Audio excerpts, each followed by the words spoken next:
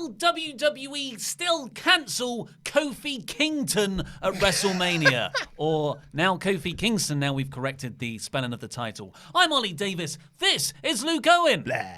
And welcome to the SmackDown review edition of Wrestle Ramble, which is, of course, sponsored by Beer 52. Head over to beer52.com/WrestleTalk. The link is in the video description below to get your free case of beautiful craft beer. Indeed. UK and viewers only. While he is posing, let's all say hello to Randy Datson. Hey, hi, Randy. Wearing his Support WrestleTalk t-shirt today. Yes, because he's a cool kid, you see.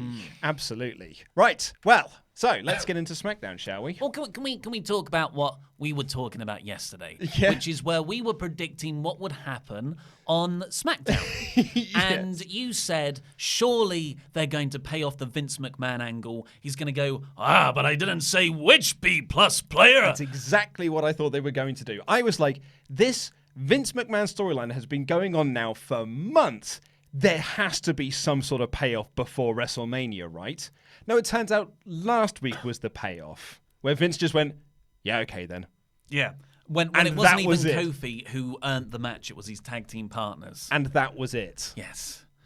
And this guy over here, who unfortunately is a modern day prophet when it comes to predicting how inept WWE's continuity and payoff can be, I said they're not gonna even touch on it. It's just gonna be a straight up contract signing segment. It's gonna be a good segment because everyone's really good at promos in there. I'm gonna shake the table too much, but Vince is not going to be seen. And I was watching there this morning, and I was watching it, and I was just going, I was watching, and I was like, right, and now Vince comes out. Because Brian signed it first, and I was like, all right, and now Vince comes out. And then I just moved my mouse over to the timer to see how long was left, and there was 2 minutes left. And I was like, Vince isn't coming, is he? That storyline has just been dropped. Just like how we introduced Charlotte Flair and how Triple H and Stephanie were involved in the Becky match at Mania.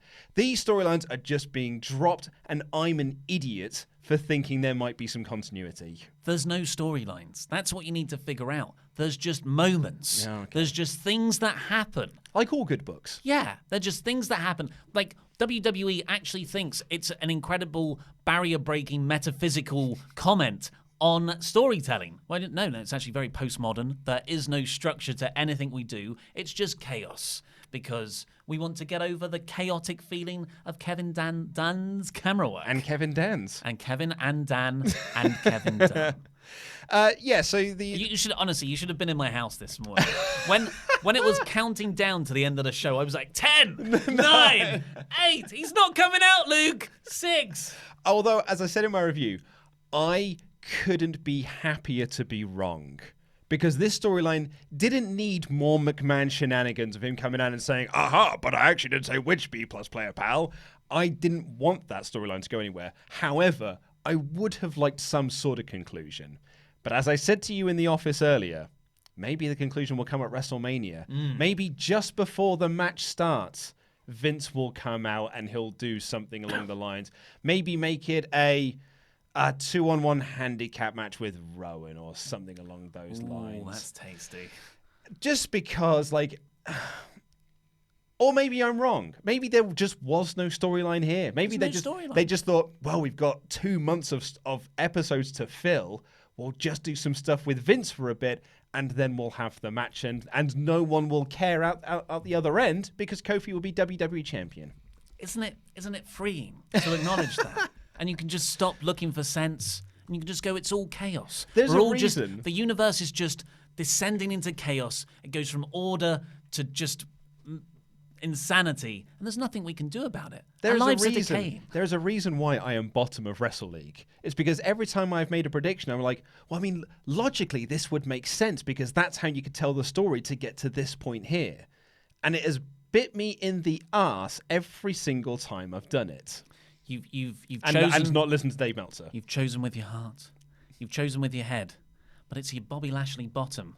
That's where you've got to choose from. Yeah. Yeah. So you like this main event segment then? I thought it was solid. You know, so it was sort of built up throughout the night. You had the New Day looking over a contract Ollie's not backstage. very well, by the way. Yeah, not very well. And they had big monocles on. That was hilarious.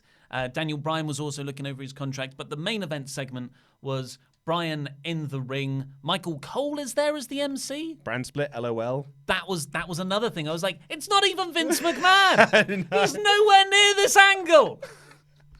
And the crowd were really, really into Kofi. They were chanting Kofi Mania. They were chanting Kingston. And it was genuinely really cool. And Bryan cut a terrific promo. Surprise, surprise. Surprise, surprise. Yeah, terrifically delivered. Fantastic content. And he gives this series of smarmy life lessons. Yeah. Where he's like, don't mistake a fad for reality. And he said that to Kofi. Like, this is...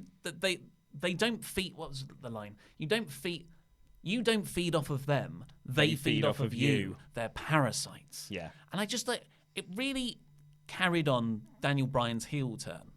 And it just put Kofi in this great position to fire back and say, no, they are on my side. And it was nice as well because it felt like it was about time we tried to tie some of this Daniel Bryan heel turn into this Kofi push. Because previously, I guess the B-plus player thing's quite nice, and because it's a nice mirror image of Daniel Bryan.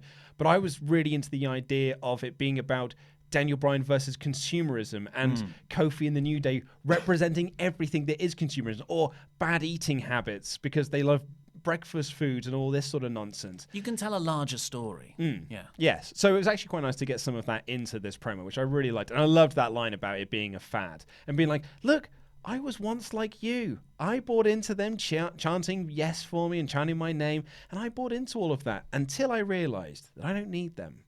Oh, that was nice. Yeah, and it's weird because I think for the Raw review, and this isn't just a case of SmackDown gets a free pass, but... you have to with YouTube. yeah. But Raw was... But we criticised it for having no good go-home angles apart from the Becky Lynch, Charlotte Flair, Ronda Rousey segment and the brawl backstage.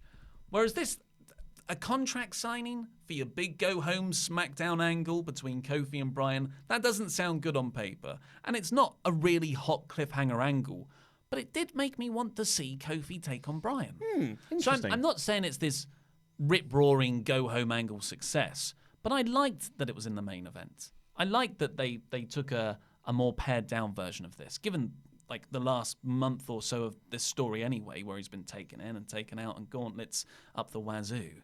So yeah, I didn't mind it as a go-home angle. Call me a hypocrite, though. I thought it was fine. I thought it was the flattest of all the angles that they have done, though. And it didn't feel like the big go-home one to really drive home and make you want to see the match. I just thought it's two good promos from two guys who are very good at doing promos. But it's the majority of its content we've already heard. Yeah. So there was this. It didn't really bring a lot new to the feud or to the storyline. What am I saying? Storyline? There is no storyline. So I liked it. Don't get me wrong. I did like it, and I liked this show. I thought this show was fine.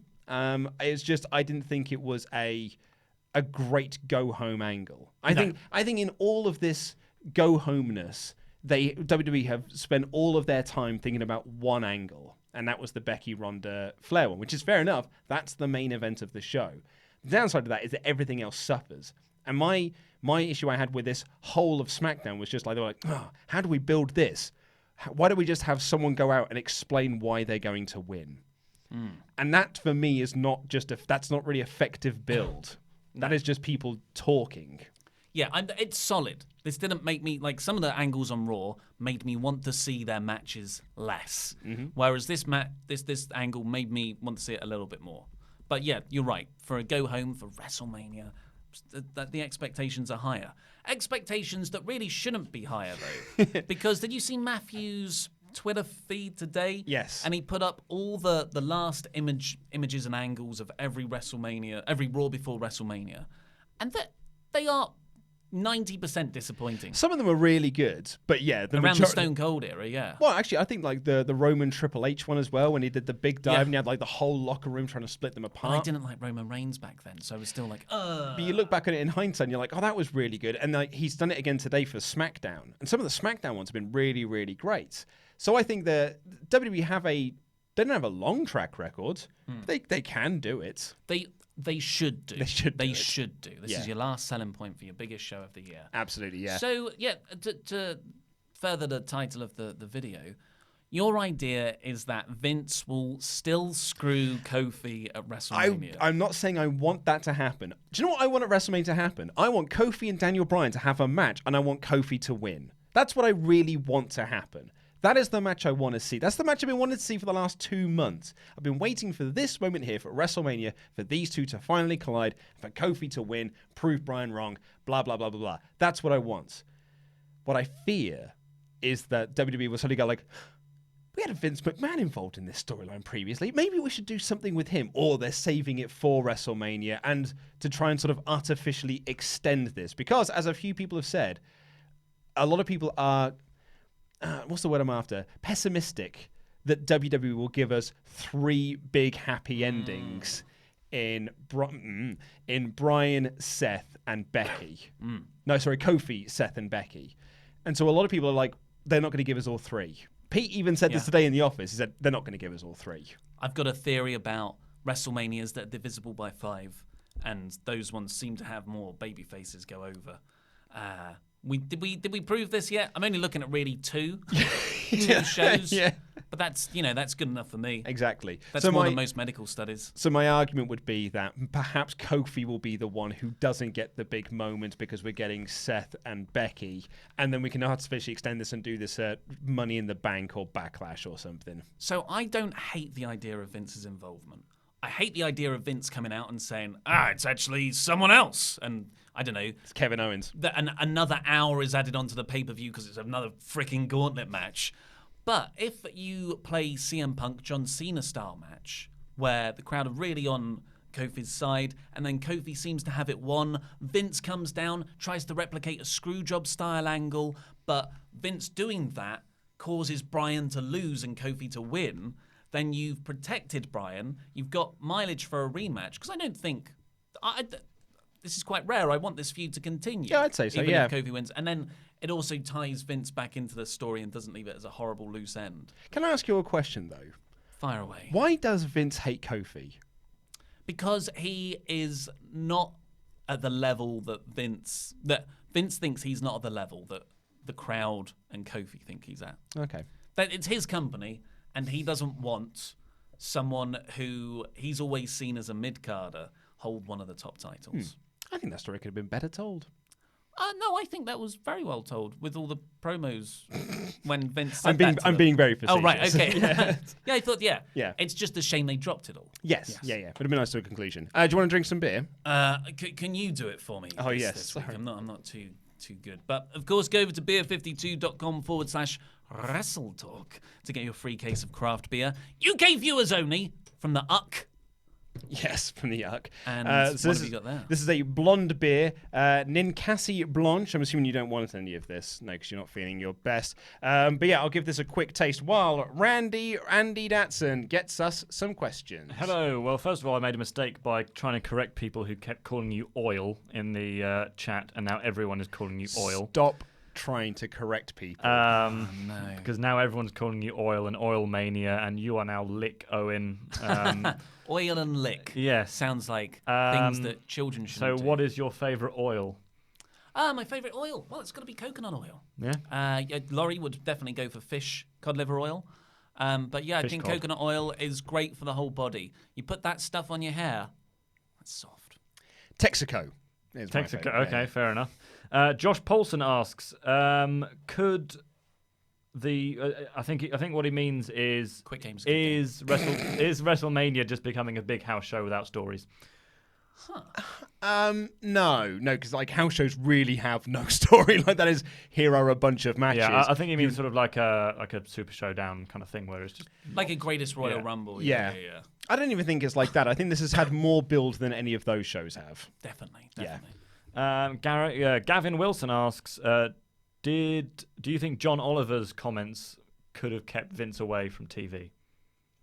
Think about That's a good shout. That's a great shout. Yeah, I didn't think about that. Yeah, just take the heat off because it was very much directed at Vince as well as the whole company. Yeah. Did you ever used to listen to The Bugle which was John Oliver. I used to read the Daily Bugle and all No, those this was puff pieces about Spider-Man. Yeah, this was the excuse me. This was the podcast with John Oliver and Andy Zimmerman. It's a cricket and snooker comedian. Mm-hmm. Andy knows sports. I thought he might know. Andy, do you know? No. Okay. But they used to have they used to do a long-running podcast. It was very much beloved, and then John Oliver moved. But they would always talk about wrestling. So I think they're very big fans. He does say in the video that he is a big fan of wrestling. Yeah. I've got 3 more if we can get through them quickly. Dan JP asks, who should feud with Kofi after Mania? Perhaps Samoa Joe or a drafted Drew McIntyre? Well, that would suggest that Joe is losing at Mania, which he could do, I suppose. Or they just put Kofi immediately into the mid-card. Kofi loses and he's fighting for the US title. Yeah. Back where he belongs in Vince's eyes. Well, the answer is Kane, obviously. That's how you get someone. That's how you get someone over. You just bring back Kane again and you have him feud with Kane. Yeah. I defer to the man on my right. Gary Ahuja says, Good who name. can do the face heel as perfectly as Brian? Who else is there? Oh, so who's like as brilliant as they are as a Yeah. face, as they are as Bret Hart. Bret Hart was a phenomenal heel and an incredible babyface. But he was more of a tweener.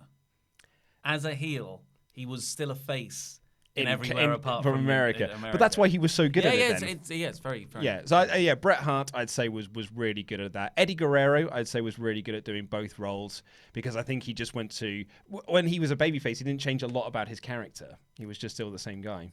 The Rock. Oh yeah, Hollywood Rock. Yeah, and Oh. corporate rock and things Oh. like So The Rock's a good shout. Rock's a great shout. And last one from Tomo. You might have heard that one before. Tomo. Tomo. What are you most looking forward to in the pre-show? Which match? And he wants an answer from me as well. So we don't know what matches are on the pre-show. Yeah, we yet. do. They were confirmed today. Were they really? Both Battle Royals. And the Cruiserweight match. Huh. I would have bet dollars to donuts that SmackDown tag match would have been on the pre-show. I'd have put money down on that had I Still not could known. be. And I'd have said that the men's battle royals on the main card because of the Saturday Night Live thing. So, I'm surprised. Cruiserweight match then. Cruiserweight match, easy. Cruiserweight match, just obviously. Yeah. I'm not really into the loser battle royals. I'm glad everyone gets on the card, but they do nothing for me. I'm looking forward to seeing how fast Carl Anderson and Luke Gallows are eliminated.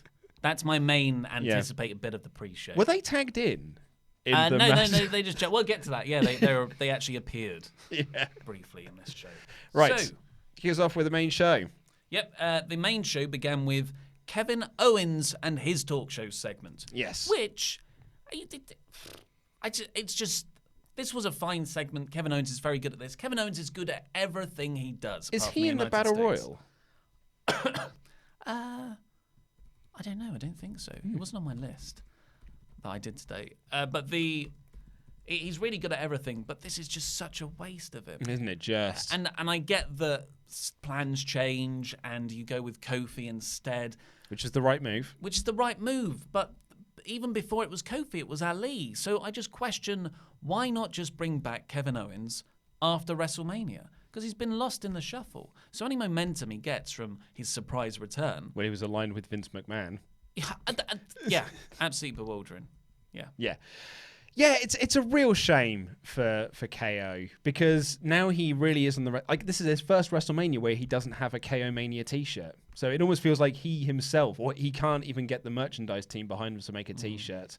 So really, really, really gutted for him. But he was holding the KO show with AJ Styles and Randy Orton, who said everything they've said in previous promos.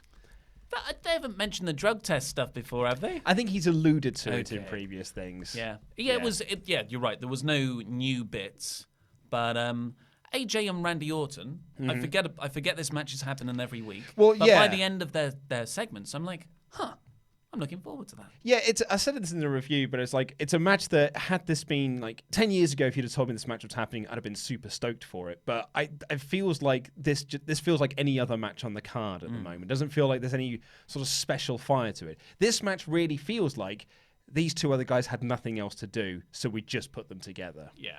Which is a shame because they have been building this feud since last April, I think, when there was... Did they? Yeah, AJ and Randy, back when AJ was champion, they had a few matches, just TV matches. Orton was a face back then, I think.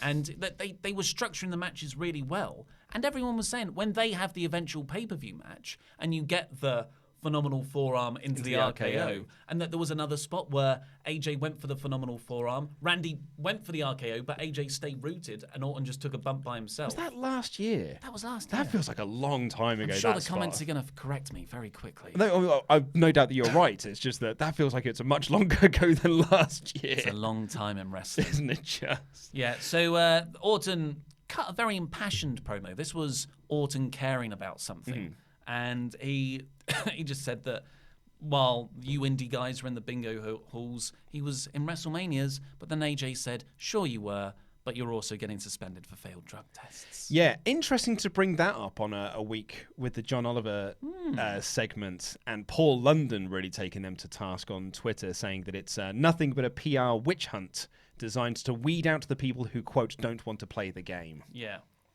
Which actually is, I mean, Randy Orton himself has been, in interviews, has said that he calls it the weed tax. So Randy ended this segment by saying AJ is now... Not you, Randy. I got excited.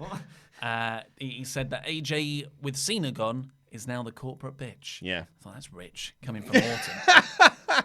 And Kevin Owens, brilliantly, just when that's said, the air changes, Kevin Owens just stands up, turns and walks out. Yeah. Just like he did last week with Becky and Charlotte. He wants people to fight. Yeah. It's quite a fun I did thing. like Kevin Owens when he was doing the introduction. He had his 3 cards about who his guests were. And one of the cards had the Viper, but didn't know what the next card would say. So he had to turn the card over to go, Randy Orton. Yeah. But they had a little bit of a brawl. Orton hit his RKO when AJ did the phenomenal forearm. Yeah, I like that as well because AJ was like, you've been here for so long and you've learned one move. And he's like, when it's a move that's that good, you only need one. Yeah. He's got a point. Well, John Cena's got 6 now. So Oh, yeah, he's got that weird punch thing. So none of them are that the good. lamest thing, isn't it? And then the New Day are backstage looking over their contract with giant monocles and feathered quills. And then we get Aleister Black, Ricochet and the Usos taking on The Bar, Shinsuke Nakamura and Rusev. The League of Nations 2.0. Yeah, so Aleister Black got his, sound effect entrance, but everyone else got theirs in the commercial break. It sounds like trapdoor. Yeah. What's all that racket? Decent action to this. Heels worked over Jay for a long time. Jimmy got the hot tag. Everyone did some big moves. Super kick. Usos win. Yeah, double super kick from both the Usos on Rusev. And then, who should come out but Alexa Bliss? Raw, I guess she's the host or whatever of WrestleMania. She comes out, and she was definitely a babyface on Monday. Not here. Oh, no, not here. She healed it up. She got some Your Hometown Sucks heat. And she says that, oh, by the way, Ronda, Becky, and Charlotte have been released from prison. Yep. Just in case you were wondering. Just so we don't have to properly tie that up. Yeah. We'll just say it in a bit of throwaway exposition. And then she said that the Usos should have repercussions for not beating up the New Day last week in the tag team gauntlet match, which is a massive heel move. So she's like, so you will defend your titles in a 4-way at WrestleMania. I wonder again if this was supposed to be Vince. It's only since someone said that John Oliver thing that I wonder, because that feels like a Vince coming out and saying like, I booked you in a gauntlet match and you went against my will. That has repercussions. That sounds like a Vince. Why does Alexa Bliss care that they forfeited the match? There's no consistency. No. It's infuriating, which is why you've just got to let it go. I suppose, yeah. Just Just gotta let it go. So she announced that it's going to be a fatal 4-way with the Usos, The Bar, Rusev and Nakamura, and Aleister Black and Ricochet. So I'm really glad we spent this few weeks building up Aleister Black and Ricochet versus The Revival. Yeah. To pay off in a different match with other people. The Revival are leaving. Come on. they just want out. So yeah. Speaking of 4-way tags, the Iconics came down next to promote their 4-way for the women's tag team belts, and they were great. They were so great. Yeah, they're surprise, they're great promos. They did their Iconics pose, but nobody cares about them. Yeah. And if you are someone in the comments, and we'll probably get some people in the live feed talking about this as well, who just said, I hate their promos, they're really annoying. That's the point. You're being worked. It's meant to come across as annoying, and you're not meant to like what they're saying. Yeah, but sometimes, sometimes stuff gets the wrong kind of heat, doesn't it? Mm-hmm. Like, oh no, I just don't like you being Baron on TV. Corbin. Yeah, like you're just annoying me to the extent where I don't want to watch the show. Yeah, it's more like, I want you to get your ass kicked at the pay-per-view. That's the sweet spot of heat. Yeah, absolutely. Well, which I think the Iconics get. Oh, definitely. I think the Iconics really do get that. I think they're very, very good. Nice to see them get some TV time, but I don't think this needed to be out in front of the live audience. No. This could have been done back. Was Kayla off or something? Like, because Corey Graves was doing stuff in the ring later on. Like, did she Michael have a day? Cole? Yeah, I guess she was just like she lost in catering, maybe. No more generic backstage interviewers. It's a new era. It's a new era, yes, it is. They've all been drafted. They're antiquated. We got some recaps, or half a recap of Raw So many recaps on this show. And it was like watching a pre-brand split SmackDown. Yeah. I don't think this was announced on Raw, but Brutus the Barber Beefcake is going into the Hall of Fame. Yeah, the news was broken on Monday, but they didn't mention it at all on the Raw I watched. They don't care about this Hall of Fame this year, and they are heavily pushing it. Tickets are still available. Tickets are still available, folks. If you do want to come down, please come. Please do come. Then we got, excuse me, The Miz in a 3-on-1 handicap match against Sanity. A 3-on-1 handicap match that The Miz handily won. Easily, I would say.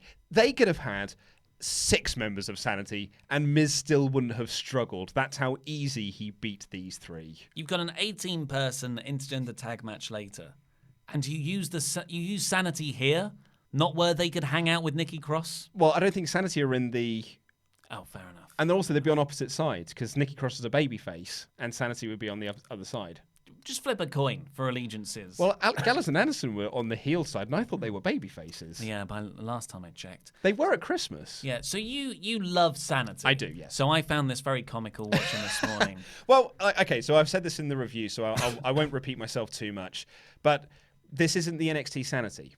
This isn't the Sanity that were tag team champions or in the War Games match against the Undisputed Era. That's not this Sanity. This Sanity is a team that took 2 months to debut after being announced. This is a Sanity that very rarely get on TV. This is a Sanity that when they do get on TV, they just lose. So yeah, of course Miz beat them in a 3-on-1 handicap match. They're losers. They're a bunch of jabronis. So it completely makes sense that Miz beat them, even though they had the advantage, and Shane McMahon was booking the match as it was going on to help them. Yeah, they're the Mean Street Posse. They're the Mean Street Posse in this scenario. This would have been better if it was the Posse, in all fairness. That would have been great. That would have been so good. But they're the Mean Street Posse. Yeah, it's weird that Sanity are now Shane McMahon's henchmen, because their whole gimmick is that they don't really obey anyone. It's chaos. It's chaos. It's you don't get an anarchist collective suddenly sitting down and going, we need some leadership around here.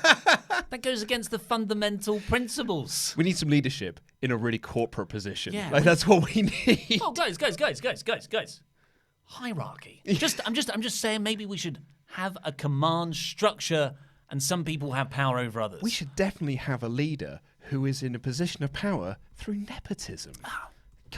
That's everything we want.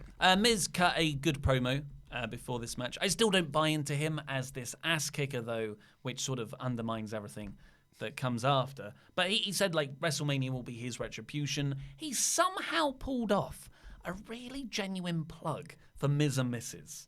Yeah. He was like, yeah, look, I'm the best version of myself right now. I need to be the best version of myself. And you can see that on Miz and Mrs. after this show, because I love my wife, I love my kid. I know that sounds cheesy, but it's goddamn real. And I thought, I'm watching the show. I'm watching that show. He sold me on it. And then he calls Shane a son of a bitch. And that's when Shane comes out and he books him on a 3-on-1 match against Sanity. Eric Young shaved his beard. Yeah, doesn't look as cool anymore. I was going through some old pictures of Sanity for the news episode. You know, when he had the big beard and he had the mohawk and everything, I was like, that's a cool looking Eric Young. Now he looks like someone, he's given up. It's corporate Young. Yeah, I think he's in the EC3 mold now of EC3 gave up a lot quicker. EC3's comedy selling later on showed just how little he cares about this now. But Shane's an okay heel. He gets Greg to introduce him as the best. Greg Hamilton, the ring announcer, to introduce him as the best in the world. And then Miz has a little bit of a match, but then Shane comes out and says, now it's a Falls Count Anywhere match. Yeah. And this was a fun little match. Yeah, I thought this was a good Attitude Era-esque backstage hardcore brawl. Yeah. And I very much enjoyed it. Yeah, Alexander Wolf gets put through a table. There's a production, like one of those production cases on wheels, and Miz slams that into Young's face. That's how he gets the win. And then as Miz wins, Shane pulls up in like a 4x4, looks at him, and drives off. I believe it was a limo. Was it a limo? I thought that was a great touch. Nice little touch, that, yeah. And I mean, let's be honest, a complete burial of sanity. Like there is ridiculous. It's going to be very hard to come back from this, losing 3-on-1 when you had so much advantage on your side. But they're the Mean Street Posse now, so who cares? A shame. So who Talent cares? wasted. Who Talent cares? wasted. Just let it go. And a police car arrives also at this same time. In the same shot. Yeah, and out comes Becky Lynch. She got dropped off by the cops, I guess, from a different state. Nice. Where was SmackDown this week? Baltimore. Where's that? Raw was in Baltimore. No, Raw was in Washington. It's only 40 miles away. Yeah. As we know, that's a quick drive. Yeah, apparently it's under so. an hour drive. Yeah. But Becky, she if I'm wrong, please tell me I'm wrong. And then there was another video package recapping that brawl, which, as good as it was, there's only so many times I can see it. Hey man, they put all of their effort into that one angle. They've got to get their money's worth, I guess. And Corey Graves and his haircut were in the ring. Yeah, it was flat this week. Yeah, I think it was just flat gem. tonight. Like I didn't find. Yeah, it wasn't like an ice gem this week, or at least on Raw. And he said that all 3 women were released from prison, and he brings out Becky Lynch. Becky just takes the mic off of him, walks out the ring, gets on the table, and cuts a Becky Lynch promo. Good promo. Not a really hot follow-up, though, to the angle from Raw, though. This was literally like, oh, we need to do something with Becky. She's out of prison. She's having a chat.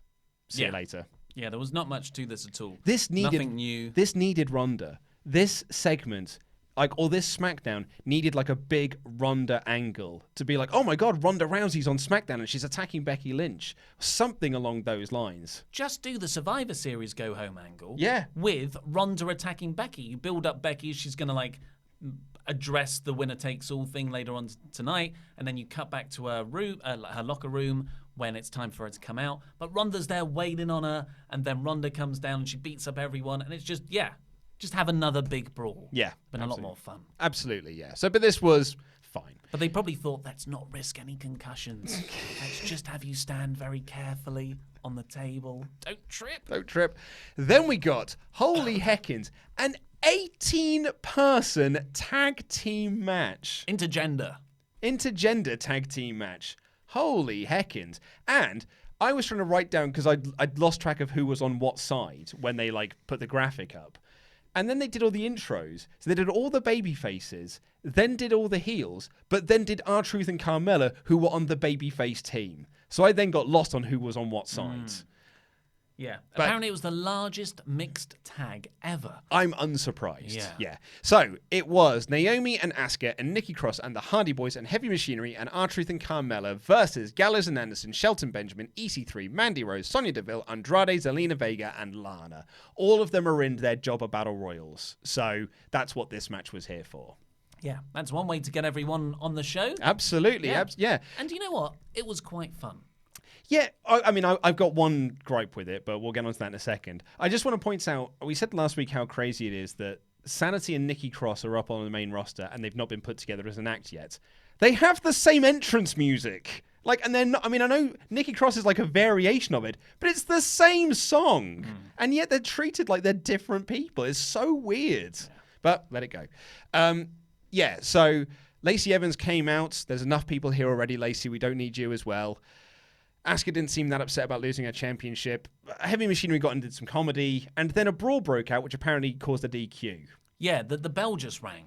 Because the referee decided, it's all broken down and causing a DQ, despite the fact that they did that in the 8-man tag earlier in the night, and that wasn't a DQ. Yeah, it was Carl Anderson who just, I think, attacked R-Truth after the 5-second dance break, 7-second dance break, whatever it is. But yeah, the match is called off. And there's loads of little spots. Otis gets Randy with Mandy. he looks at her and then goes, "I'm coming!" Yeah. And Shelton Benjamin just throws him out. That was fun. Then Nikki eliminates Mandy. And then, like, Shelton Benjamin looks at her and walks away. So Nikki Cross just jumped on him and choked him out until they both fell out of the ring. She held on as well, like a little spider monkey. Someone said on Reddit that this Sunday in the men's battle royal, Nikki Cross should still be on Shelton Benjamin. That would be brilliant. Yeah. Yeah, and there was some cute stuff in here. EC3 and Matt Hardy, like former Impact World Heavyweight Champions. Sad to see them like this. Yeah, just facing off, and they both eliminate each other. EC3 was doing lots of comedy selling through all of this. And then Jeff and Asuka were the people to stand tall, and then Asuka threw out Jeff to end. Sad to see Asuka in this position. 7 days ago, she was the SmackDown Women's Champion, and here she is now. With all of these jabronis. If you put all that depressing stuff out of your mind, this was fun. Yes, quite. We've got a video package for Seth Rollins versus Brock Lesnar, and then we got the first appearance of Ali since his name change. Yeah. So we got Samoa Joe versus Ali. It hasn't helped. No. He lost. Yeah, very quickly quickly to Samoa Joe. I think that Joe needed a win because he's lost quite a bit. I mean, he's lost every match he's had since they announced he was defending his United States Championship. And Ray lost on Raw as well, so this was looking to be a battle of the big losers. But I saw someone, because you did the news today that apparently Ray's injured. Yeah, apparently he got an ankle injury in that Baron Corbin match. And someone tweeted me to say that they think it's a big work and Dominic is going to replace Ray in the match. Oh, that's how you do it. And you do Ray versus Dominic. Joe versus Dominic. Himself. And a few people have corrected us as well, saying that Dominic can't turn heel on his dad. His dad was Eddie Guerrero. Of course. So you can't turn heel on his dad, can he? Legal loophole there. Absolutely, yeah. There was also a guy who had a sign, I think it was the guy with the Final Fantasy VIII sign, who said, "I ate the Rosebud Rabbit." So is he one of the tethered? Is that an us thing? Yeah. Right. Maybe. And then we got the main event contract signing segment. Yeah. So, just nothing special. No. This was definitely an average episode of SmackDown. Smack bang in the middle. But it's also the WrestleMania Go Home episode. So we've got to be harsh. Would you give this... I'd go... No, because it passed fine. A low smack bang in the middle. Yeah, I gave a smack bang in the middle. I think that SmackDown has been the far superior show for pretty much all of 2019. Yeah. In fact, I'd say, all of 2019 thus far. But this was a damp episode. It was a nothing happening episode. Easily could have been missed, and nothing was advanced, nothing was furthered. It was a real shame. Smack bang in the middle. Yeah. Randy Datson, can we have some questions, please? Yes, you can. Thanks, mate. C Twine 92 Gaming. I just gave myself a paper cut. Sorry, I didn't mean to laugh at you there, because that genuinely does suck. Take a bump. Should Kofi get a new look / Titantron after winning the belt at Mania? No, I think No. I think because Big E announcing Kofi's name at WrestleMania is going to be one of the biggest pops of the night. So, but then again, CM Punk changed his music the day after Money in the Bank, or when he came back after Money in the Bank. Yep. So it could work. It depends whether they want to have him as a single star. But I would prefer they keep the New Day together. I agree. Kyle Jenkins, I think Leroy says Jenkins. best way to avoid fan disappointment at WrestleMania. Give them what they want. Although, no, I shouldn't say that, because every fan wants something different. There are people who don't want to see Kofi win this Sunday. So if you give Kofi winning, then you haven't given those fans what they want. So what ways to stop yourself being disappointed? I guess so, yeah. Yeah. So just low expectations. Low expectations. Don't invest in anything, and you'll be pleasantly surprised. That's what happened to me. Was it last year, WrestleMania 34, where there was a point in the show where I was just like, what's the point? Let's just enjoy it. Yeah. And then, Asuka lost. Ronda Rousey had the match of the night. Yeah. All this insane stuff. A 10-year-old won the tag titles. Nicholas. Yeah, so just lower your expectations and try and enjoy the show. Yeah. Mr. One says, what will be the best match of the entire weekend, including G1, including Oh, including the G1 as well, Including because NXT takeover. well, our NXT predictions are going to be going up later today around 8 p.m. BST, and I said in that video that I think Pete Dunne versus Walter could stand to steal the whole show, but that's all. Cole Gargano. Yeah. Well, even then, I'm looking at G1 stuff. I'm thinking Zack Sabre Jr., Tanahashi. I think that's going to be an awesome match. Ishii, Naito. Yeah, I think there's going to be some really, really good stuff on there. Yeah, it's going to be a good weekend of wrestling. Yeah. And a lot of fluff. That's an. John DiPietro says, I heard Ray is injured. If so, and this keeps him out of Mania, who would you want to replace him, presuming it's not a work to... Yeah, I suppose as that person tweeted me to say, I think Dominic would be a great shout. I think what a great way to debut him as a character as well. I just take Samoa Joe off the show. Yeah, just remove this match. Yeah. And anything I can cut at the moment, I'm cutting. So I'll just ditch that match. Ditch the match. Tomo again. Tomo says, fantasy book the main event. Sort of, how do you see it playing out? Becky wins. Is that it? I mean, that's what I want to happen. Yeah, fantasy book it. Becky wins. Yeah, I think Becky taps out Ronda specifically. I would have Becky tap out Charlotte. Yeah. Oh, really? Just because I think a Ronda Becky singles next year is the money match. I get that. I guess that's a good point. Yeah, I like that. Yeah, and you can have Charlotte protected in that somewhat. Yeah. If she's beaten up, if both women hit their finishes on her, and then she gets tapped out. Or can you see them doing? Charlotte has like a leg submission in, and Becky has the disarmer in, and they do like a big double tap out thing. And then, so that's how Charlotte can keep her SmackDown Women's title. I really hope they don't do that. If they do that, that would be a great spot to do. But then, well, we're going to carry on the match, and then in that confusion, Becky wins. I don't know. Maybe that sounds a bit lame. Question. That's the last of the questions, but there's just one. Sir Darko says Corbin should lead Right to Censor 2.0 with Dana Brooke and Bobby Roode. I'm into that, mate. Yeah. I'm into that. Absolutely. I really love Right to Censor. It doesn't work in this time period, though. I guess because... Well, there'd be snowflakes. Well, yeah. Yeah, they could just be people who are offended by everything. Yeah, so that's kind of what Right to Censor was. Yeah, but so it was the PTC, but they were more against people maybe they were. Yeah, good point. Yeah. Well, that's all we've got time for. Let's do some shout-outs. Patreon shout-outs before we get out of here. Of course, go over to Patreon, click on the link in the video description below, because then you can participate in Wrestle League, which comes to a close this Sunday. But also begins this Sunday at WrestleMania. It all begins again. Season 2. Yeah. So thank you very much. Patreon's number 1, Zach Gibson. Not bad, mate. Not bad. The star athlete, Lendl Brenson. Hey, Randy Datson, you do one.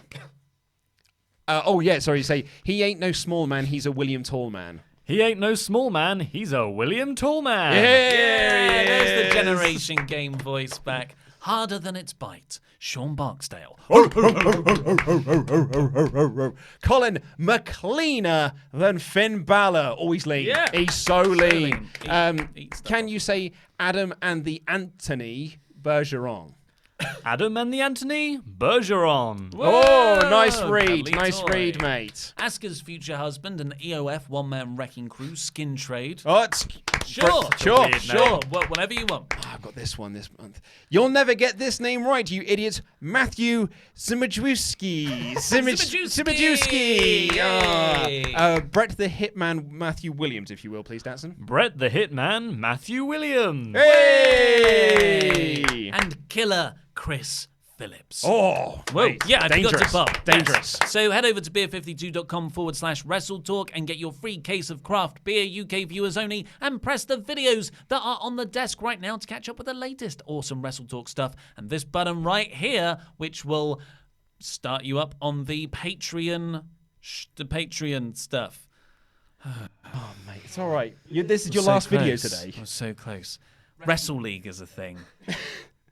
There. Yeah. I've been Ollie Davis. This has been Luke Owen. That was Randy Datson. And that was Rambling. You need to close the stream now, don't you? Yeah, you're absolutely right. Mate, I was on fire You were today just as well. going to walk off. I was.